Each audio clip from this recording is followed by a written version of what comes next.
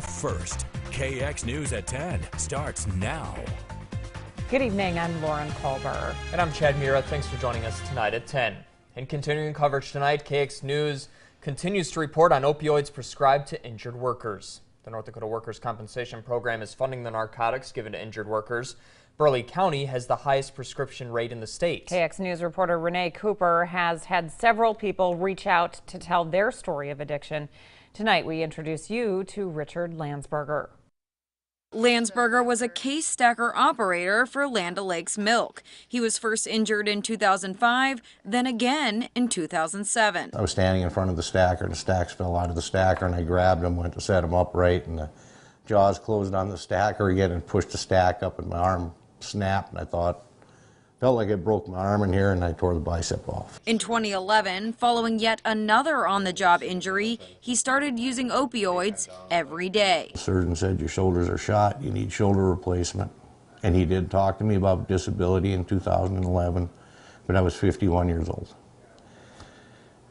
I can't do this at 51. He was given an FCE, or Functional Capacity Evaluation. It's a test for an injured worker who is being treated under a workers' compensation claim, and it determines your ability to perform essential work functions. In 2014, there were numerous doctors that tried to get another FCE, and workforce safety just ignored him. Landsberger says he was denied multiple exams as his condition got worse and he injured his back. In 2018, he was found physically unable to work, 4 years after his doctors first began pushing for a new FCE test. His wife, Marie Landsberger, claims WSI will help injured workers as long as they can work. I just want to force him back to work, and he hasn't got anything left. When I spoke with the WSI director in January, he stressed that they do not prescribe opioids. They simply pay for the doctors to do their job. Since that January interview, WSI has turned down KX News on multiple occasions to speak deeper on the topic.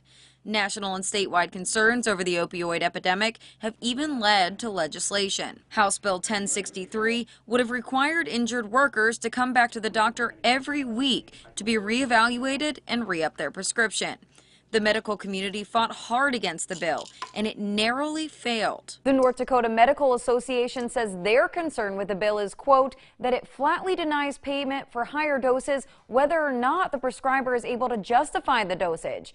They believe this limit should be worked out by WSI's case management for individual patients rather than having a law imposed by the legislature dictating doctors' decisions. The governor, who has made his stance against addiction a priority of his administration, had this to say. While North Dakota Workforce Safety and Insurance does not prescribe opioids, the governor is aware of several measures WSI has taken to address opioid usage and is supportive of those efforts, including proposed legislation that unfortunately has not been approved. Marie Landsberger says the bill was ridiculous and wouldn't have helped. She says, to receive your pain medication, WSI makes you go to pain management. I assume the larger areas have their own pain management clinics, but the rural areas do not. Therefore, for everyone to go to pain management every week would be at times impossible because of weather, being able to drive, or what have you. Do you feel like you're addicted? Yeah, I would think I am.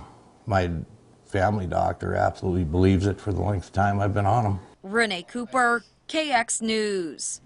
During the 2013 legislative session, the Department of Human Services was authorized to regulate opioid treatment programs. Here's a list of facilities that offer treatment covered by the state under the North Dakota Substance Use Disorder Voucher. New tonight, the Senate killed a